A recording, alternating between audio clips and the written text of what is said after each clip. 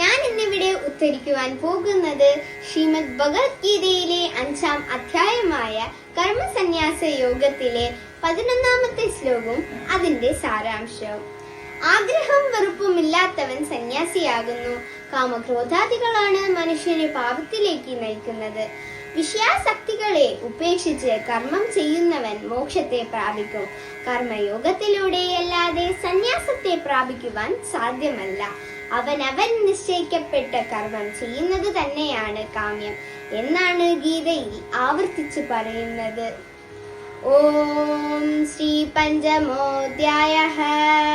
ശ്രീ ഭഗവാനുവാച കായേന മനസാ ബുദ്ധ്യാ കേവലൈ ഇന്ദ്രിയൈരപി യോഗിന കർമ്മ കുർവന്തി സംഗം ത്യക്ത്വാത്മശുദ്ധയേ.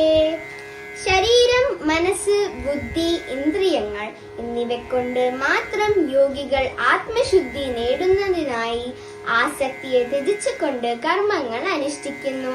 നന്ദി, നമസ്കാരം.